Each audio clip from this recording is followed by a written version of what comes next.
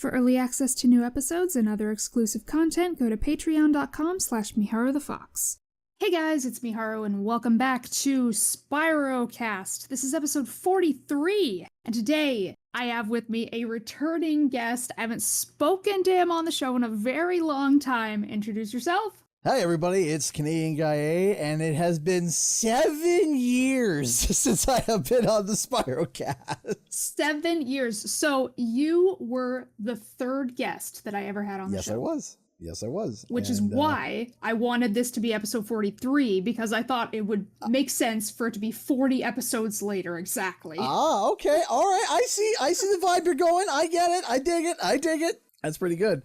So, yeah, just, if you guys don't know me, my name is CanadianGuyEh. I am a full-time YouTuber now. Back then, actually, I was just starting full-time and somehow still am. I cover content like Crash Bandicoot, Spyro the Dragon, and many others like Banjo, Jak and Daxter, Sly Cooper, basically any mascot platformer during the PlayStation 2 era. And I've been friends and known of Miharu now for, like I said, 7 years. And it has been a long time, and I've wanted to come back, and I saw the opportunity come up. I was like, hey, I want in. I know it was crazy because I was like, you know what? I gotta open up SpyroCasts again. Because I was like, oh man, I keep like slacking on him, haven't done them, which is why I'm on a roll now. I'm trying to like crank him out this month because I haven't had really much to do. So when I opened them up again, and I got quite a few responses, and then I saw yours, and I was like, oh my gosh, he wants to be on again. Yes. Yeah, no, I saw the opening. I was like, I'll dig it. Let's do it. Yeah. All right. So what have you been up to since you were last on the show?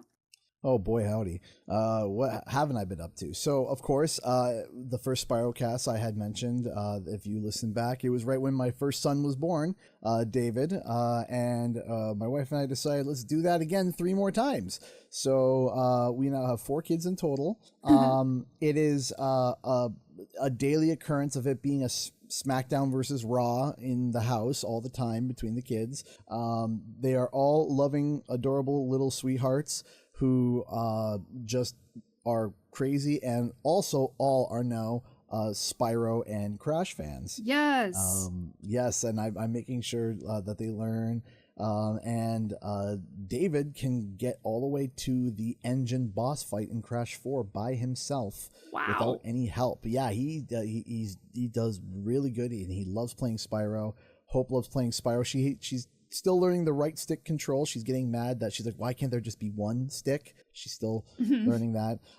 And beyond that, I've been growing the channel, and we're now sitting at, we just passed 83,000 subscribers. Wonderful. Yes, and striving to that 100,000 subscriber goal, which I'm still focused on that. And since then, we've made, I actually just counted the other day, we've made over 800 videos, and we're still going. We're still loving, adoring Spyro, loving Crash as well. Crash has been a bit in the limelight for a little bit, and but I always try to make sure at least once or twice a month to, make sure Spyro gets his shine, to make sure that, everyone remembers, hey, Spyro's here too.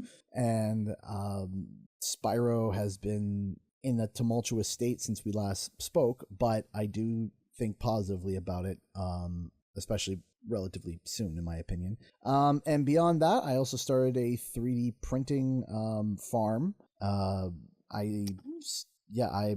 doing that, and there's a few other things also in development. Currently, we are working on a pitch for a game that I'm not going to say the name of, but I will give the code name for it, which is Project CCR at the moment. It's me and 4 people coming together and making this project, and hopefully we'll be able to pitch something soon in September to some people with lots of muns to give us the rest to finish the game. So there's I've been juggling a lot. Wow. Oh, you've been... Yes. You've been on a roll too. Yeah. Oh, yeah. I mean, I feel like, a roll made of, feels like a car made of, triangle wheels. But yeah, we're rolling. It feels like a struggle, but we're going. Oh, wow. That is a lot. Well, I can't wait to see what this game is.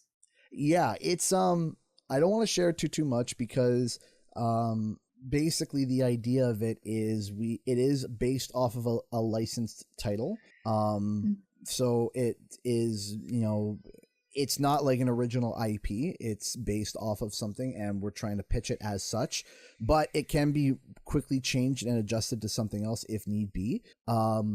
But overall, it's something that I think a lot of people I would hope that people would have their hearts open to try. And it's I don't, like I said, I don't want to give too much away on it, but I am excited. We actually just got we play tested a new build today, and a new feature that we added is successful. Thank goodness. It only broke 2 things. It didn't break the entire game. It broke 2 things, which was, that's a record. Because sometimes we're like, new thing implemented, click, and it just dies. The whole thing explodes. It doesn't even start. It just dies. Okay, well, so it's gone. All our work. It's dead. It's we had 3 bugs and now we have 422. Great.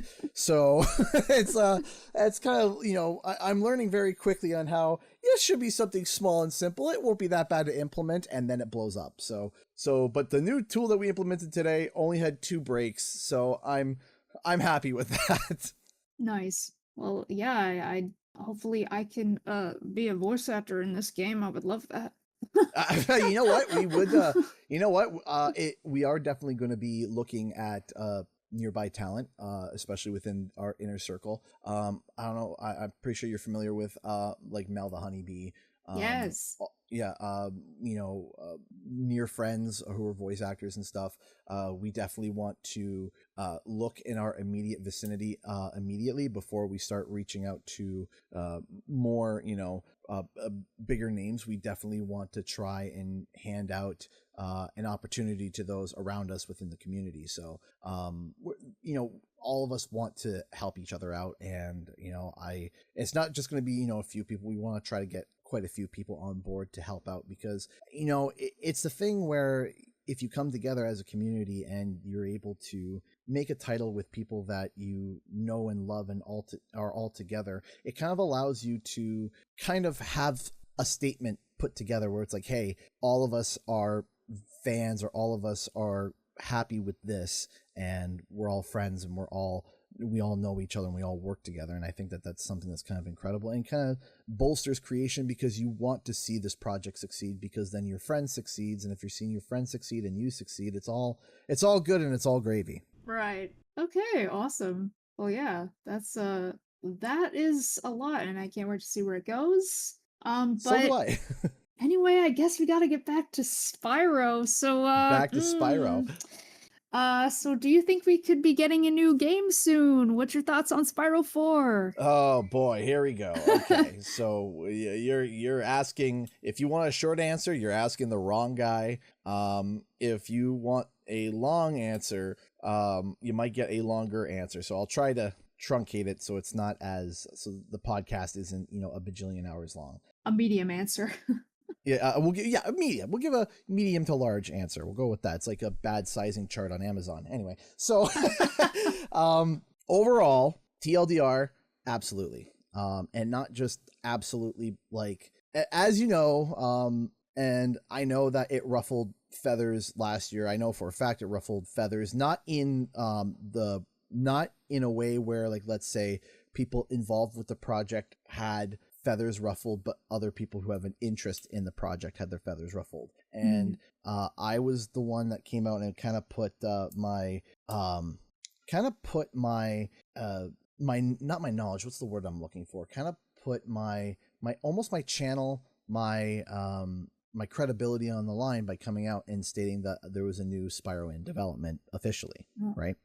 And I stated that in what was March 2024 now, right? Jeez, can you believe it's been over a year? I know, we've been at this for a long time. A long time. And of course, to kind of talk briefly about what other people have been saying, like, oh, CG has been talking about a new Spyro for a long time, and I have. And it's always been seen in a positive light as, I think it's in development and here's why, and giving the evidence, right? And connect this dot and connect that dot. And something that, that I have been doing since the start of this channel, right? This isn't something that's new it's not something new. And so the big thing was that there was an opportunity that came up where in January, I had heard something official, but it was very, very, very small. And it was very much like I heard something. And it was from a contact that I do know. And I looked into it. And from there, I started to build. It was kind of weird because I couldn't just come out and just start sharing and talking about it. It was really small and I didn't want to say anything. So I started to collect information and I started to collect information. And I wasn't talking about it publicly because this wasn't oh, look at this. The designer over here is working on this, or, hey, look at this. ESRB leaked something early or whatever. Yeah. It was all pretty much like high confidential stuff. So I started bouncing from source to source and tracking it. And I had a big, like a notepad that looked like a conspiracy theory board, but it was highly sensitive. And I didn't talk anything about it. I tried not to. And so when I went to PAX East, I went with the idea of thinking that somebody may be there. And so I had that information in my back pocket just in case. And I came across somebody that just so happened to know a bit more. And basically I was able to bounce from source to source within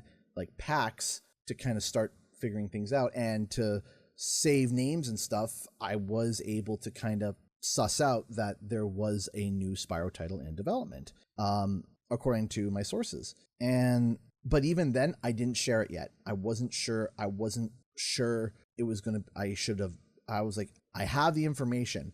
And I was at PAX, and I flew in on Wednesday, and then PAX is Thursday, Friday, Saturday, Sunday, right?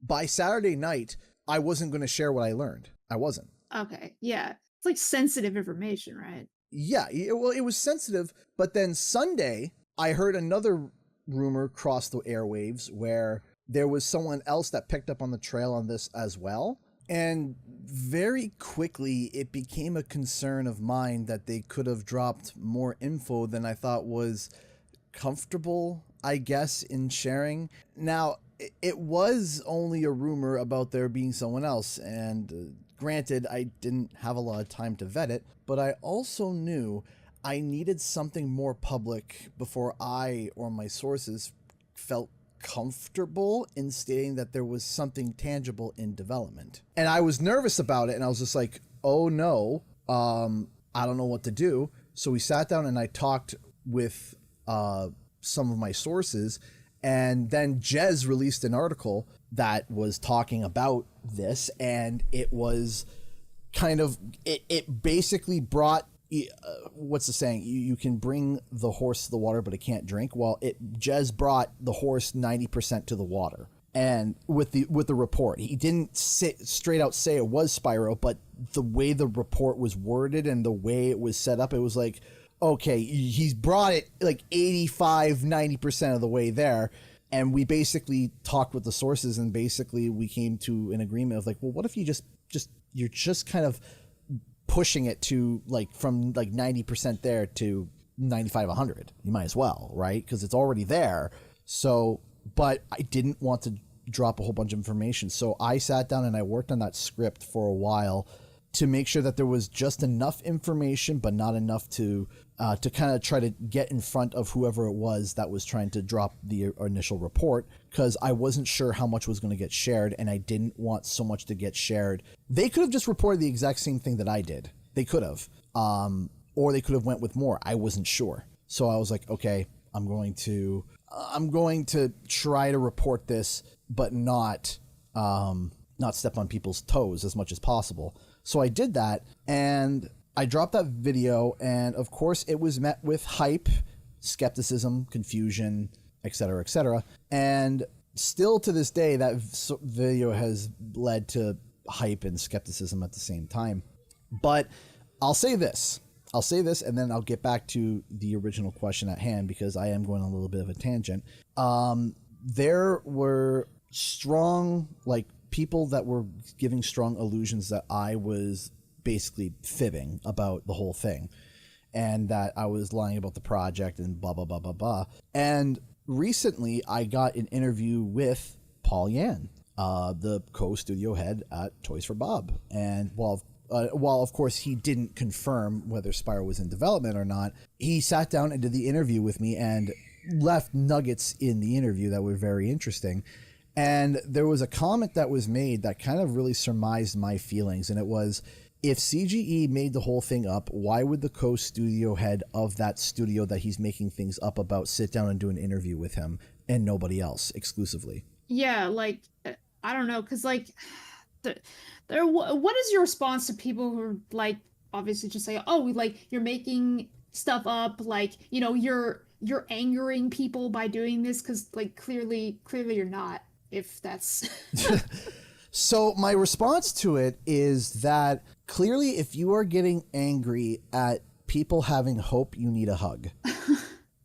And I mean that, like, you know, it sounds funny, but there's an aspect of truth there, because people, when you break it down at the end of the day, because I've actually sat down with someone who loathes me and actually had a heart-to-heart with them. Ooh. And basically broke through the... you're a clickbaiter and YouTuber, you know, all that crap. And I was just like, no, talk with me. What is the problem? And basically the consensus was that they were tired of getting their hopes up and then feeling let down.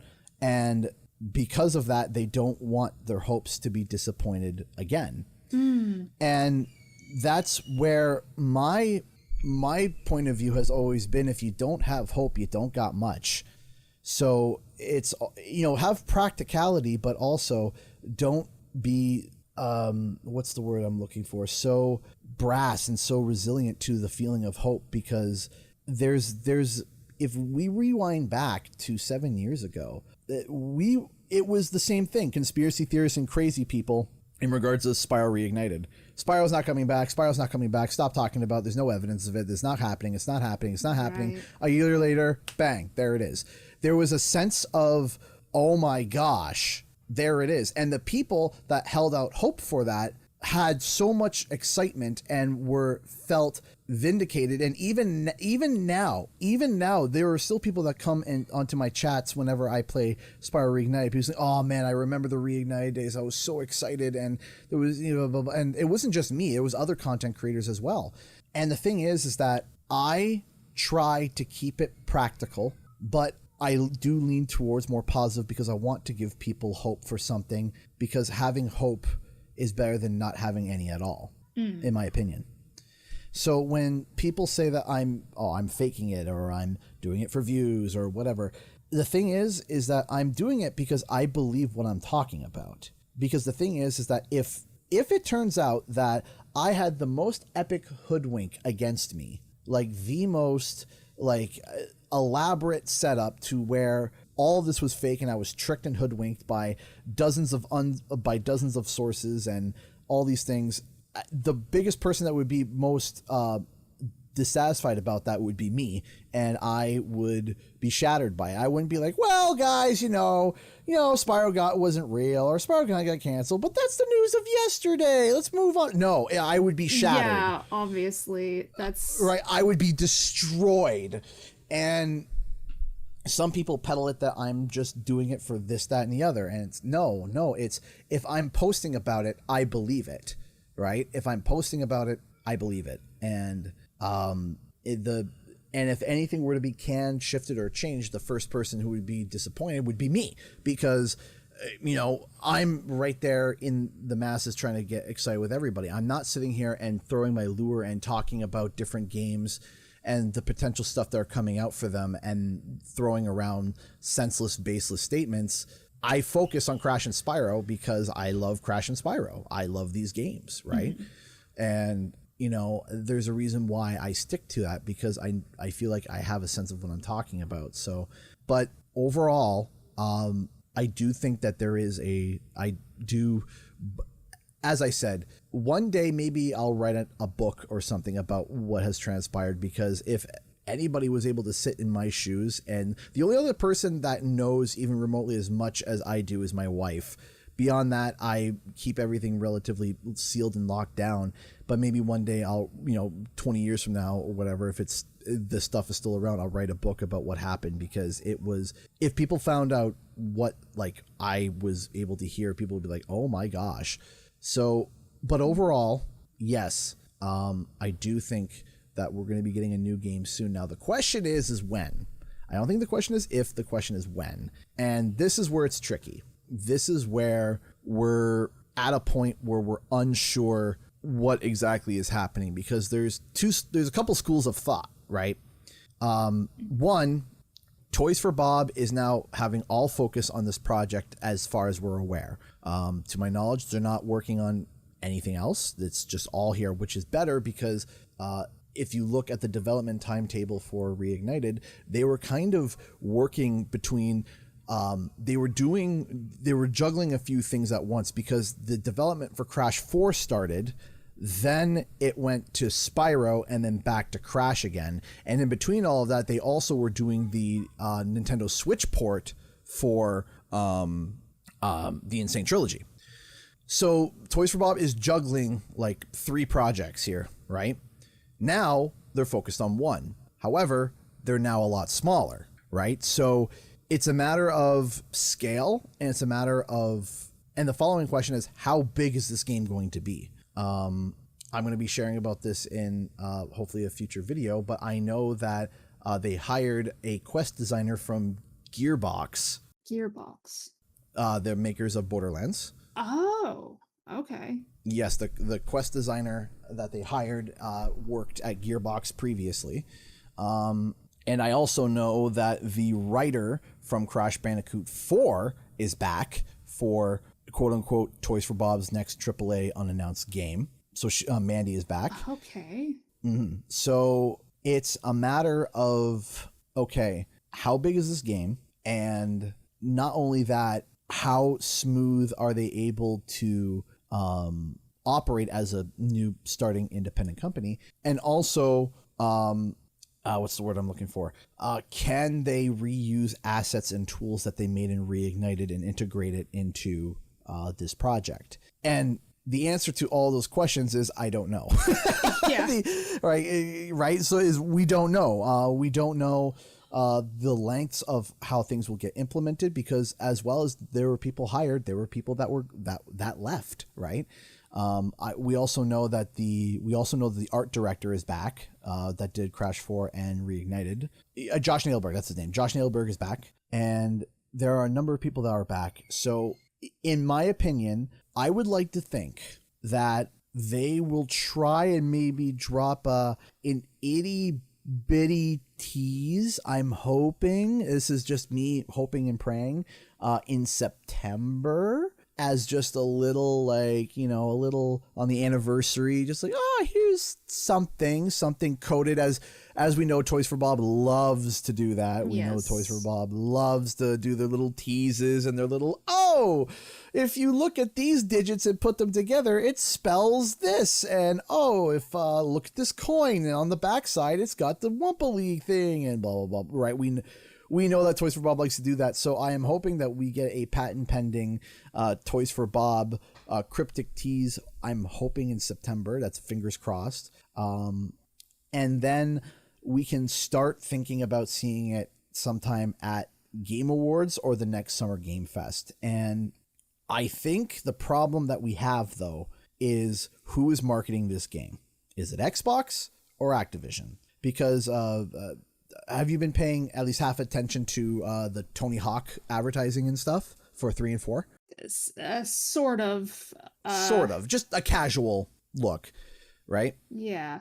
It's being marketed like an Activision game. Right. It's almost identical to the same. It's being marketed just like an Activision game, which is, 5 to 6 months before release, they announce it with the release date, and then they give teases leading up to it, and then they have all this advertising and all this stuff, and then pre-buy the demo. And Activision likes their 6-month advertising cycles. That's their general vibe anyway, between 5 to 6 months. 3 if you're in a pandemic. But if that's the case, then I would say we would probably hear about it Summer Game Fest next year, if it's being marketed by Activision. if it's being marketed by Xbox, we are in the zone of unknown because we know Xbox just loves to announce things way too early or way too late. It's all over the place. Sometimes a game is announced and 2 years later it gets a gameplay reveal and then it's released. Sometimes a game is announced 8 years ago and then gets canceled. No. I'm looking at you, Everwild. Sometimes Xbox is wild, but if there is some sense to it, if Xbox found their glasses, put them on, and looking at logic, I would say that we could see it at Game Awards and release in fall 2026. Okay. That's my ballpark. I don't think we're going to leave 2025 without hearing about it. That's just me guessing, though. That's nothing, no sourcing basing on that. No sources told me that. I'm going on by my information that I know and everything that I'm seeing. I don't think we're going to leave 2025 without knowing that there is an official project in development in some way, shape, or form, whether it be a cryptic tease or an official announcement. All right. Well, I really do hope that you're right about that. I hope I'm right too, because, and like I said about scale too, I'll say this before we move on to the next question, is that if they turn around and they make this game scale massive, yeah, it could be 2027. It could be. If they make it huge, I don't think they're going to, but it is on the table. So assuming that we get a game that's equivalent to like Spyro 1 and 2 combined in terms of scale and time and gameplay, I think that they'll be able to get something out by fall 2026, like released. I'm hoping 2027 is on the table. I think it would be summer 2027, but I don't think it's going to take that far. That's if there was a scenario where a bomb hit their server room and they had to rebuild their code from the ground up, then, or something equivalent to that, then it would be 2027. But yeah. I don't think so. That's just me talking though. Yeah, let's hope that doesn't happen. Fingers crossed. So, what are some of the most important things that you think Spyro 4 should have? So, I'll tell you what I think it won't have at first. I don't think, something tells me it's not going to be called Spyro 4. Okay, that's fair. I think the reason why is Spyro has, unfortunately, not a fractured fan base, because I wouldn't say fractured, but I would say it's got different roots in terms of love. Its roots are not singularly on one game. Because you have to think, Skylanders came out in, what was it, 2010? 2011? Yeah, 2011, right? If you were 7 when that game came out, right, then it's been what, 14 years? Right? 14 years. So now you would be 21 years old. Mm-hmm. So people who are in their young 20s now love and adore, might be like, oh man, Skylanders is a nostalgic throwback for me. Then you have the Legend fans, right? And then you have the OG fans. And it's not that they can't cross-pollinate, but there typically is there's very few people that say, I love all Spyros equally. There's a lean, at least, right? Yes. Or a preference towards one or the other. So I think turning around and calling it Spyro 4 would automatically, it could be seen as an insult to 2 of the 3 fan base, even though I would say there's probably more of a, the majority of the fan base is love in the OGs, but I still think that there would be a loud group that would not be happy about that. But also too, if they turn around and they just call it Spyro whatever, right? Spyro the next entry, whatever, we'll call it whatever. If you just leave it there, you kind of also open it up to ambiguity, so that you don't have to follow Year of the Dragon. Yes. They could start anywhere they wanted. They could be like, hey, Spyro as a character, he's in the Dragon Realms, something happens, oh no, go fight. And while still acknowledging the past events, it doesn't have to literally be, it doesn't have to be like, after the events of Year of the Dragon, Spyro went and you know, it's like, hey, here's Spyro. He's your purple adventurer. Let's go. And they can even start to introduce aspects lightly from the other Spyros as well in casual ways that are, if someone didn't know of those versions or didn't play them, it wouldn't be insulting. Like, for example, you look at Spyro Year of the Dragon, you see those golem characters, right? From the Tiki Lodge, right? Mm-hmm. You got the lions from I'm 7 years later, I'm still terrible with names. Sunnyvilla, thank you. I was terrible at the SpyroCast 4 years ago with names, or 7 years ago with names. I'm still terrible with names now, so at least I'm consistent on something. But you have all these different characters, and they're all wacky, and they're all silly, and they're all funny. And if you were to, what I think would be really cool is if we saw aspects of characters from, like, let's say, I'll say the thing that'll make people gasp, from Skylanders. Imagine walking to like a water world and you see an army of Gilgrunt or Gillmen or whatever, right? Mm. And it's not a focus on like, these guys are from Skylanders. No, it's just, hey, these are, and then, you know, Spyro walks over, hey, Spyro, the water's being drained. Can you help us? And then, you know, and no acknowledgement of Skylanders. But someone who doesn't know Skylanders would see the Gilman and be like, oh, that's kind of cool characters. And then fans of Skylanders are like, oh my gosh, right? And losing their mind. Yeah, right. Discord cut you off there because you were yelling.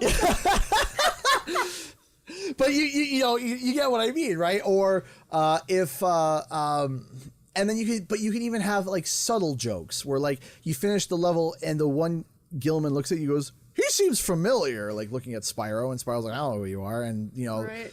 Little subtle jokes like that. Villains that were from the Legend of Spyro series. You can have a level that are dedicated to look like the monkeys from the Legend of Spyro era. They look similar. They're not exactly the same, but they just so happen to look and even sound similar to them, et cetera, et cetera. There are different ways to do it.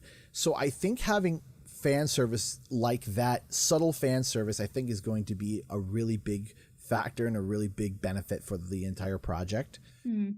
I also think that I don't think them going Spyro 4 a la Crash Bandicoot 4, where it's like, oh yeah, it's the exact same thing as Crash Bandicoot 4, but for Spyro, I don't know if that is going to work as well with Spyro. I think with Spyro, there has to be a way to expand that a little bit. I don't think them saying, hey, let's just make an updated Spyro 4 with the exact same concept of 5 homeworlds, 6 levels, 1 boss, move on, and that's it, right? Mm. I think that there has to be an element of, a deeper element of exploration. One of the things I really like the idea of them exploring is the idea of there being like destroyed worlds, and then as Spyro collects more gems or more collectibles, the worlds start to repair themselves, and then new secrets are opened up so that you have to go and revisit, so that it's kind of like, hey, the homeworld is the last thing you 100% because it's destroyed, but when you restore one homeworld, or you go through one level and you fix it and you come out, all of a sudden, hey, the toxic water is now pure again. Okay, why is that reminding me of Banjo-Tooie? And I kind of love it. Yeah, you know, stuff like that, right? Or, you know, like basically Spyro shows up to the homeworld and it's in shambles, and there's 1 or 2 portals open, and there's gems lying around, and it's very volatile, and there's bad guys in there. And then as you complete each level, it becomes more and more peaceful, and by the end, when you 100% everything, all the secrets open up in the homeworld, and then Spyro can go and finalize and finish and explore. And the more that he collects, the more the homeworld is restored. And as I think most people would agree, that Spyro Reignite's environments were just beautiful. They were, yes. One of my favorite things was running into a level when I was playing it, and for the first time, and thinking to myself, what is this level going to look like? I want to know what this level is going to look like, because Toys for Bob is so grounded in their themes. So I remember they basically kept Dark Hollow away from almost all advertising material other than like the background for a PSN thing. That's it. Beyond that, and I remember entering Dark Hollow for the first time and just standing there aghast and just shocked and bewildered by just how beautiful it was. And I remember running through it and just barely being able to talk. I think there's a recording of me on YouTube.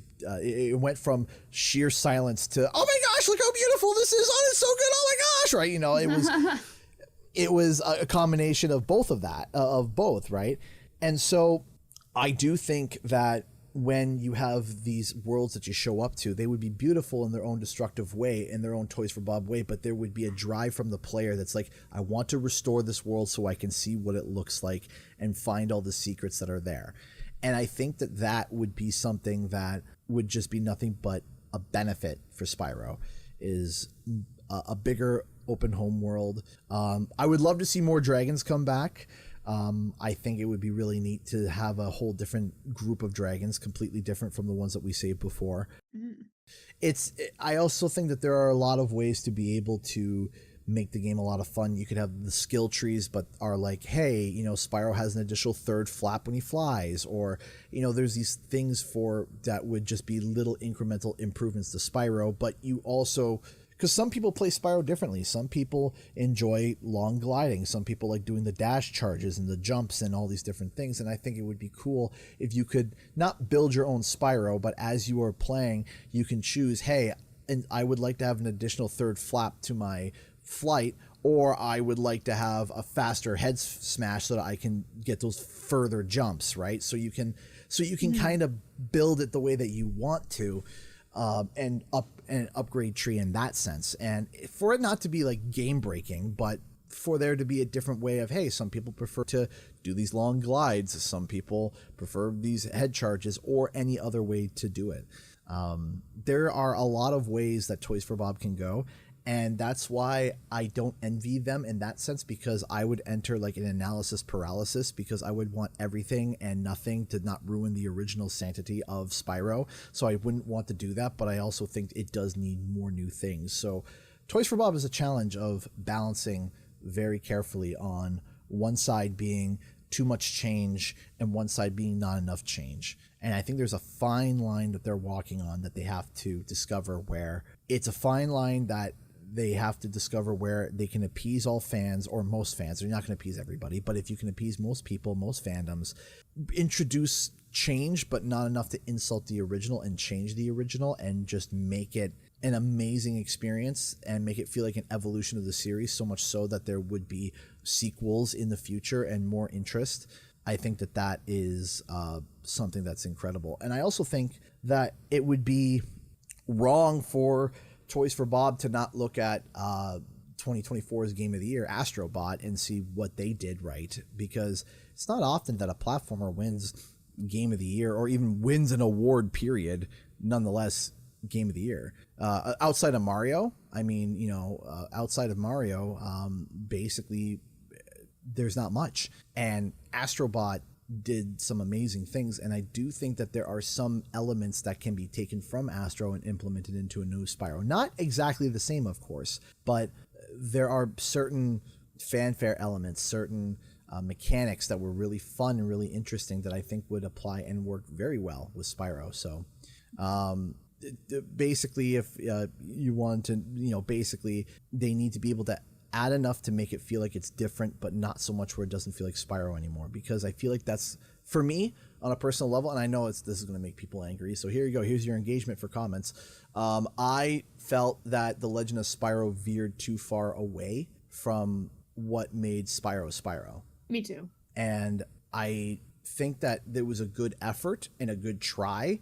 It wasn't bad by any means, but I think they went too far. And one of the benefits of Spyro is this multi-tiered platforming, and it was a platformer game first and combat second. And then you had the Legend of Spyro areas, which I found were very just linear and very much just, hey, run straight ahead to the next area. And it wasn't, the best example I can give is Town Square in Spyro 1, where it's a small level, but you can't just jump to the highest point. You have to run and flow through and get to different spots to be able to get to the same point, but it's the same footprint, right? Because Insomniac made really beautiful use of what they had. They didn't have a lot of space on that disc, so they were like, what can we do to open this up within having the same small space? And Town Square is a great example of what they did in a very plain, not plain, but a very open and plain sample of what the genius of Spyro's leveling was. It was these compact levels, but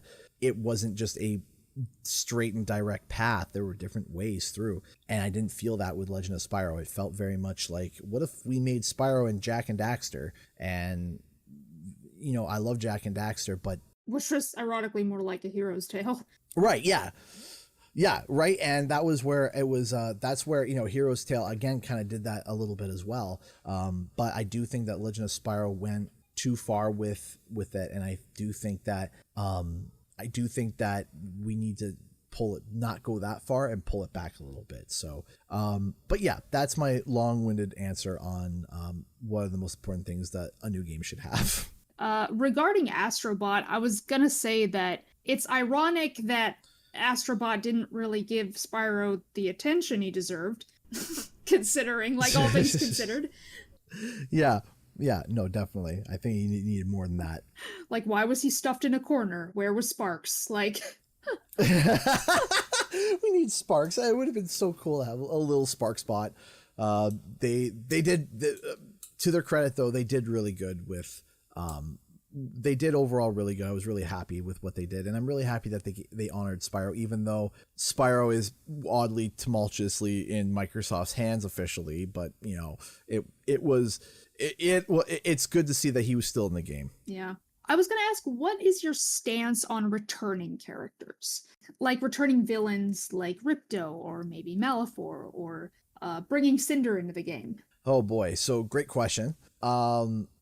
My stance on it is that if it calls for it and it makes sense, go for it. But it has to call for it. Don't be like, hey, we're putting Cinder in the game. Where can she go?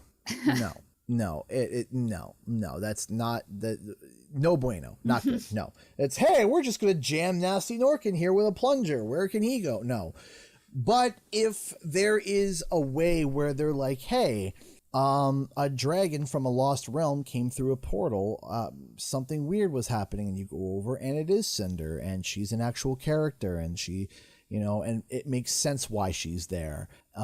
And it's like, oh, here's Cinder, you know, she came from a lost realm of dragons. Spyro, you know, goes after her to go back and save her realm of dragons or whatever, right? Where, I kind of had like a whole video about this where I kind of described, the concept and idea of Cinder being there, where in her world, you know, Spyro, he's the hero of his world, and he's cocky and he's arrogant and he's like, bring it on, shorty. Like, you know, no fear whatsoever. Spyro not only is the hero, he wants to be the hero, right? He's got the little spotlight on him, a little arrogant, a little, you know, he's sassy, and he looks for danger. I thought it would be an interesting character foil where if Cinder came from a world of dragons, except she had to be the hero, not because she wanted to. And she's sneaky and she's careful and she's a direct foil, a direct opposite to Spyro, where Spyro is bold and brash and, oh, there's a bad guy, I'm just going to go hit him with my head, right? Cinder would rather sneak past them or whatever. And I think that you can make interesting gameplay mechanics that way too. But if it doesn't call for it, don't use it. I would love to see there's some sort of callback to Ripto. I think that there's a lot. I think Ripto and the Sorceress have the most in terms of reopening and taking a look at their history. Specifically Ripto, where did he come from? How did he know what dragons were, even though he's not from the dragon realms? What do dragons do to him that he hates so much? Why did he suddenly want to just take over Avalar and leave from where he was? And you know, there's ways to explore that. And likewise, you know, the Sorceress, what did she do for all these years?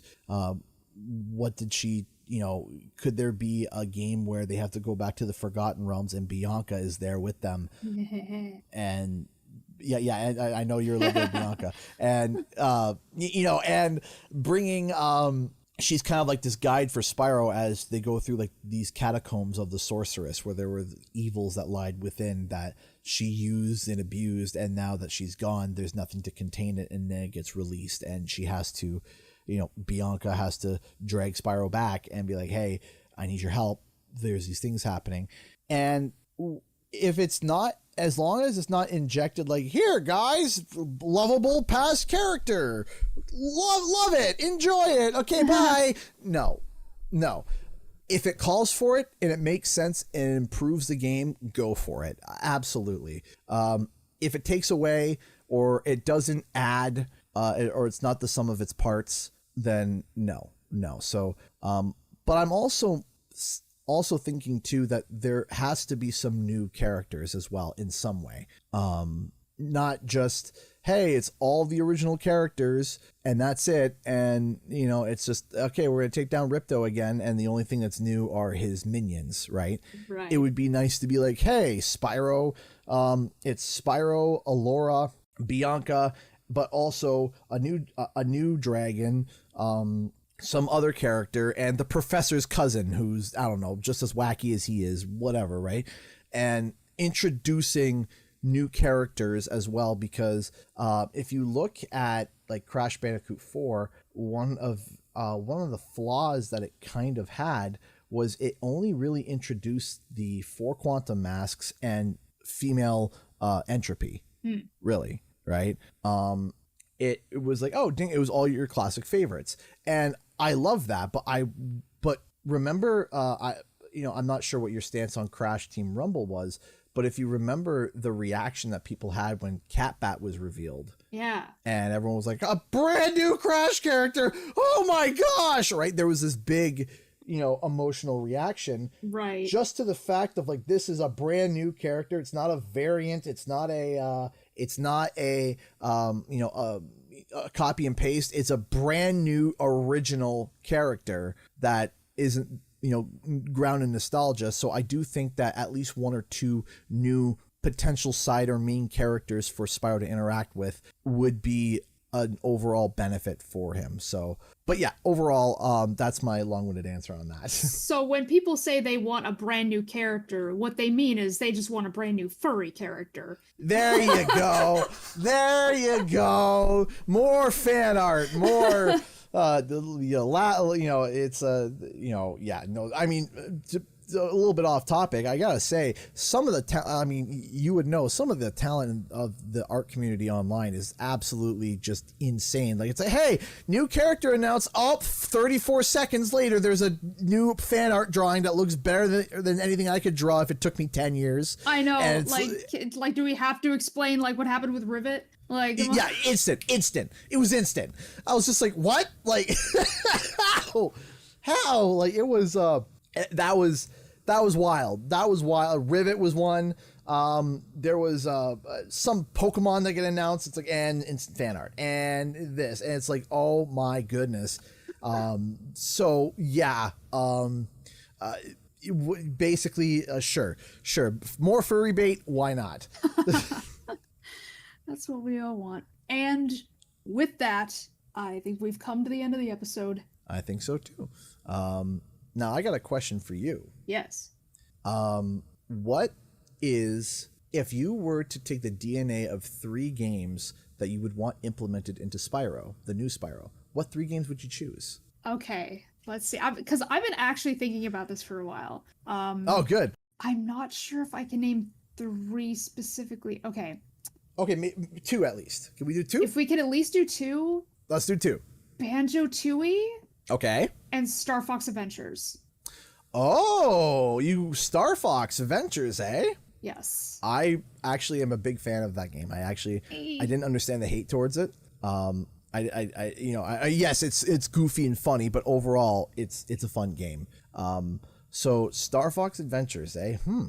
I like that. I like that idea. My answer, when I was asked, I only was asked one, but I said Okami. That was my answer when I was put on the spot for when Pollyanna put me on the spot. Not my last interview, but the previous interview. I got placed on the spot of what game would you refer to? I was like, okay. So I figured I'd do the same to you. That's fair. I do like those quote unquote Zelda clone games, like Star Fox Adventures and Beyond Good and Evil. I love Beyond Good and Evil. Man, that game is in development. The second one there. How long has it been in development for?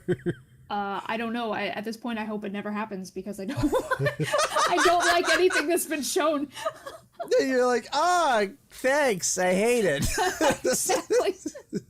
This sucks. Yeah, no. Yeah, it's